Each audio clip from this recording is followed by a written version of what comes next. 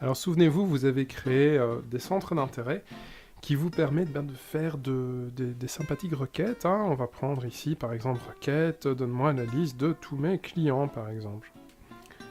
Et je me retrouve avec un résultat. Résultat que je vais pouvoir exploiter pour faire un mass mailing ou créer une campagne de prospection. Alors mass mailing, je ne veux pas rentrer en détail maintenant parce que tout le monde ne l'utilise pas.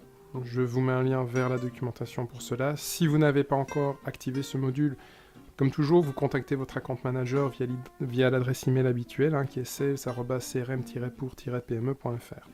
Campagne de prospection. Campagne, je vais prendre le modèle.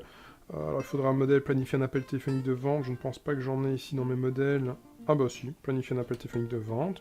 Je vais choisir mes collègues. Bon, ici il n'y a que 2 appels à réaliser, mais vous en doutez, si on a une centaine à faire, voilà. Et ils doivent passer les appels entre lundi et vendredi.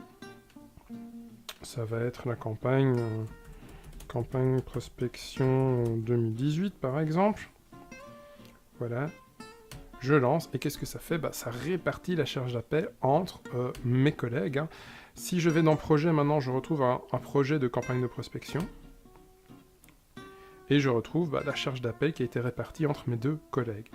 Pas très probant quand il n'y a que 2 appels, mais évidemment si on a 300, c'est beaucoup plus sympa. Petit truc ici, vous pouvez modifier le projet pour mettre ici votre script d'appel par exemple. Ok? Donc motivation succès, motivation échec, vos collègues qui vont passer les appels téléphoniques vont mettre les arguments qui fonctionnent bien, ceux qui ne fonctionnent pas bien, de manière à améliorer tout simplement cette campagne. Alors là on a fait une requête simple sur base de centre d'intérêt, on pourrait aller plus loin. Pour cela, je vais en haut à gauche dans le lanceur d'application, et je vais cliquer sur Big Data Mining. Je vais prendre client en sommeil. Je vais faire la requête, donne-moi la liste des clients qui n'ont plus rien acheté depuis 12 mois, mais qui avaient acheté il y a 24 mois. Et là, je vais faire donc une requête sur base d'un historique relationnel. Je n'en ai pas, hein, puisque cette base de démo est totalement vierge, mais vous voyez l'intérêt. Je ne requête plus uniquement sur des champs, mais sur du relationnel, sur ce qui s'est passé entre nous. Je pourrais prendre client lead vierge. Liste des contacts auxquels rien n'a jamais été vendu. Rechercher, et je vais avoir un résultat. Alors après, on peut passer en mode expert, et rajouter le centre d'intérêt fait partie du centre d'intérêt produit 1, et ne fait pas partie du centre d'intérêt produit B. Comme valeur, dans un champ personnalisé Simple Custom, telle chose, a un code postal qui commence par 75, ou se trouve dans le pays France, etc. etc. Pour donc affiner cette requête, et mettre en place campagne de prospection téléphonique, campagne email, ou campagne SMS. Je vous invite vraiment, une fois que vous aurez un peu travaillé correctement dans Simple CRM, à explorer ce Big Data Mining, parce que ça vous ouvre des portes vers des stratégies qui ne sont pas assez utilisées dans l'entreprise. Je vous donne un exemple.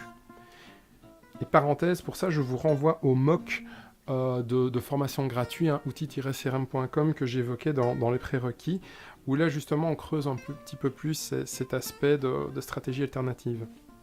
On pourrait dire, donne-moi les clients dont le nombre de demandes de support est inférieur à 3 sur les 12 derniers mois.